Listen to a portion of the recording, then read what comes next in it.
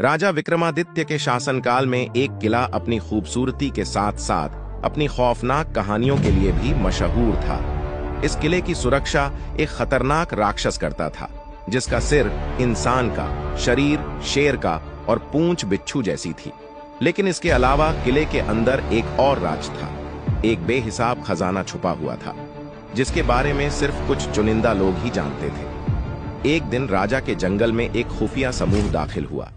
ये लोग आम नहीं थे, बल्कि खजाने के खतरनाक चोरों का समूह था। इनके सरदार काला नाग एक चालाक और निर्दयी चोर थे, जिन्होंने अपनी पूरी जिंदगी खजाने चुराने में बिता दी थी। काला नाग और उसकी गैंग को किले के खजाने के बारे में पता चला और उन्होंने इसे चुराने का प्लान बना लिया। काला नाग ने अपनी गैंग के सभी लोगों को इकट्ठा किया और बोला, भाइयों, आज रात हम किले का खजाना लूटेंगे, लेकिन हमें बहुत होशियार रहना होगा। वहां एक राक्षस है जो किसी को भी जिंदा नहीं छोड़ता। चोरों में से एक लंगड़ा रामलाल बोला, सरदार, अगर वह राक्षस सचमुच इतना खतरनाक है तो हम उसे कैसे हरा पाएंगे? काला नाग मुस्कुराया और बोला, तुम लोग अपनी चतुराई का इस्तेमाल करो और सही समय पर भागने की कला सीखो। अगर सब कुछ ठीक रहा तो हम खजाना ले लेंगे और राजा के साम्राज्य में हम सभी अमीर बन जाएंगे। इसी बीच राजकुमारी लीला को खजाने और राक्षस के बारे में जिज्ञासा हुई, इसलिए उसने अपने पिता से अनुमति लेकर जादूगर डंबलडोर के साथ किले की ओर रवाना होने का निर्णय लिया।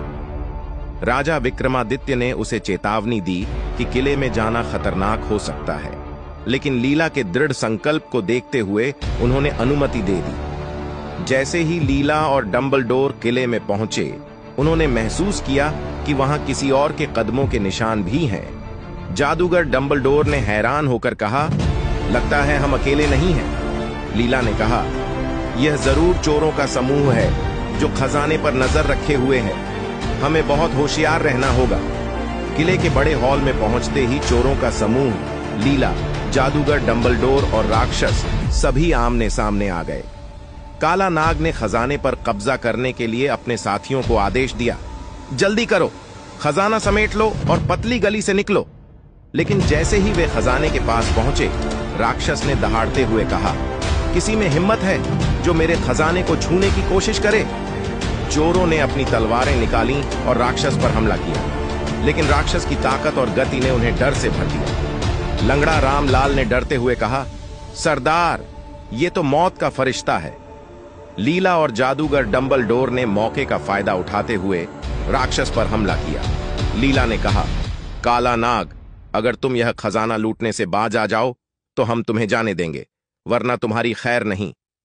काला नाग ने हंसी के साथ जवाब दिया, तुम हमें कैसे रोक सकती हो राजकुमारी? यह खजाना आज हमारा है। अब एक तरफ लीला और जादूगर डंबलडोर थे और दूसरी तरफ चोरों की गैंग और राक्षस। लीला ने जादूगर को इशारा किया और डंबलडोर ने अपना जादुई मंत्र पढ़ा। एक रोशनी का गोला राक्षस की आंखों पर पड़ा और उसे कुछ समय के लिए अंधा कर दिया। उसी समय लीला ने अपनी तलवार निकाली और राक्षस पर वार किया। काला नाग और उसकी गैंग लीला और डंबलडोर को देखकर घबराए, लेकिन काला नाग ने हार मानने से इनकार कर दिया और बोला, मैं तुम सबको खत्म करके ही यहां से जाऊंगा। लीला और राक्षस के बीच भयंकर युद्ध जारी रहा। आखिरकार जादूगर डंबलडोर ने अपने आखिरी मंत्र से राक्षस को जंजीरों में बांध दिया और लीला ने अपनी तलवार से उसे खत्म कर दिया। जैसे ही राक्षस समाप्त हुआ, किले में सभी ने राहत की सांस ली।